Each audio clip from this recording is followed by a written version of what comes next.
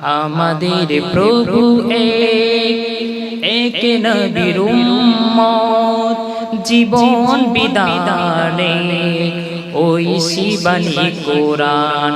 আমাদের প্রভু এক নবীর উম্মত জীবন বিদানে ওই শিবানী কোরআন। তবু কেন এক নয় হে মুসলমান, এক হও এক হও করিয়া আহ্বান।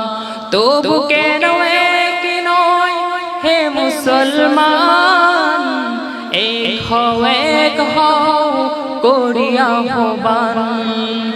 বাইতুল্লাহ এক মদিনা শরীফে উহুদের পাহাড়ে বদরের মাটি একটা তো জীবনার মরণ তো একবার, একটা তো জীবনার মরণ তো একবার। কবরের মাঝে তবু জায়গাটাও এক। আমাদের প্রভু এক নবীর উম্মত জীবন বিদানে ওই শিবানী কোরআন। তবু কেন এক নয় হে মুসলমান, এক হও এক হও করিয়া আহ্বান। ওই ব্যক্তি যখন মায়ার নবী ডাক দেবে আমার উম্মতের মধ্যে সেই দলটা হবে জান্নাতি। কিয়ামত যখন শুরু হয়ে যাবে, কিয়ামতের পূর্বে মানুষগুলা বিভিন্ন দলে বিভক্ত হয়ে যাবে। বিভিন্ন দলে বিভক্ত হতে হতে তারা মানুষটা ৭৩টা দলে বিভক্ত হয়ে যাবে। নবীজি আমার ডাক দেবে সাহাবীরা,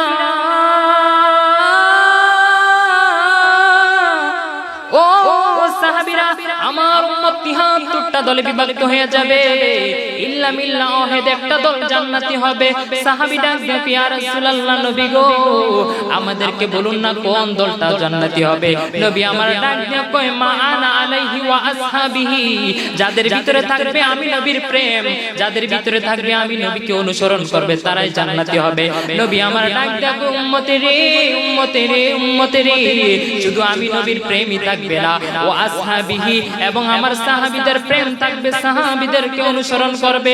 ইয়া রাসূলুল্লাহ ইয়া হাবিবাল্লাহ, নবী গো ও মায়ের নবীজি আপনি তো শুধু আপনি নবীকে অনুসরণ করার কথা বলতে পারতেন, সাহাবীদের কথা কেন বলছেন? মায়ের নবী ডাক দিয়া কই উম্মতে রে ও উম্মত, আমি যখন ছিলাম একা, প্রচারের পূর্বে আমি নবীকে অনুসরণ করার মতন কেন মানুষ ছিল না। আল্লাহ রাব্বুল পাক আলামিন যখন বলেছেন ইসলাম প্রচার করার জন্য, ইসলাম প্রচার করতে গিয়ে আমি কোন সঙ্গী পাই নাই। প্রথম সঙ্গী পেয়েছি আমার স্ত্রী খাদিজা, তারপরে আমি সঙ্গী পেয়েছি আমার আবু বকর, তারপরে ওসমান, তারপরে ওমর, তারপরে আল্লাহ রাব্বুল পাক আলামিন বলেছেন এমন করে চারজন সাহাবী নবীর সবচেয়ে শ্রেষ্ঠ সাহাবী। নবীজি আমার ডাক দিয়া কয় এই সাহাবীদেরকে কেন অনুসরণ করতে হবে? নবী আমার ডাক দিয়া উম্মত আমার সাহাবীরা আমাকে কেমন ভাবে আঁকড়ে ধরেছে, আমাকে আঁকড়ে ধরার কারণে আমার সাহাবীরা কোনদিন পদভ্রষ্ট হয় নাই। আবু বকর কেমন সাহাবী, সিদ্দিক আকবর কেমন সাহাবী। মায়ার নবী একদিন ডাক দিয়া কয় ও আমার সাহাবীরা শুনো, আমি যে কোনো মুহূর্তে আমি হিজরত করব।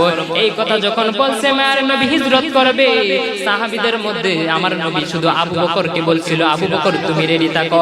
আবু বকর রেডি হয়ে গেল। 6 মাস পরে আমার নবী যখন আবু বকরকে ডাক দিয়া বলে আবু বকর ঘরের মধ্যে গেল, আমার নবী টক টক করে আবু বকরের ঘরের মধ্যে ডাকনা দিছে। আবু বকর ডাক দিয়া কই ইয়া রাসূলুল্লাহ ইয়া হাবিবাল্লাহ, নবী গো ও মায়ের নবীজি আপনি যেদিন তাকে বলেছেন আমি আবু বকরকে রেডি থাকার জন্য, সেই দিন থেকে আমি সিদ্দিক আকবর রেডি হয়ে গেলাম। মায়ের নবী ডাক দেয়া কয় আবু বকর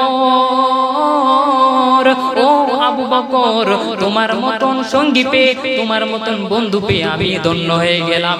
নবীর শ্রেষ্ঠ সাহাবী আবু বকর সিদ্দিক, হায় হায় নবীর শ্রেষ্ঠ সাহাবী আবু বকর সিদ্দিকী আয় হায় ভালোবেসে শুইল পাশে ভালোবেসে শুইল পাশে যাইয়া দেখো মদিনা মদিনা মদিনা আশিক মুমিনের ঠিকানা বলো মদিনা মদিনা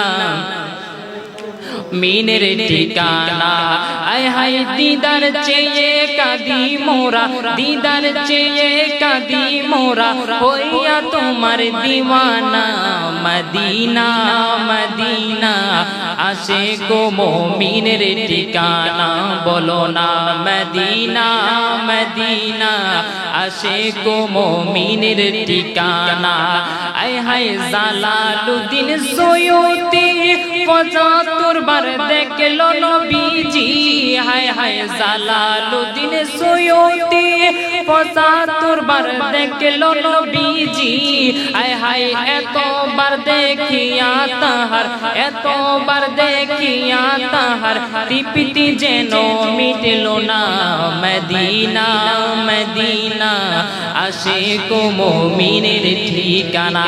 এই জন্য আবু বকরের মতন সাহাবীরা আমার দয়াল সঙ্গে যে সাহাবীরা ছিল সবাই তাদের জীবনের চাইতে নবীকে ভালোবাসতো। এই জন্য নবী আমার বলেছেন তোমরা আমার সাহাবীদেরকে অনুসরণ করবো। মূল পয়েন্টে চলে গেলাম। নবী আমার ডাক দিয়া কয় এই পৃথিবীর জমিনের মধ্যে যে এত মানুষ আছে যত ইনসান আছে সৃষ্টি জগতের মধ্যে যা কিছু আছে সব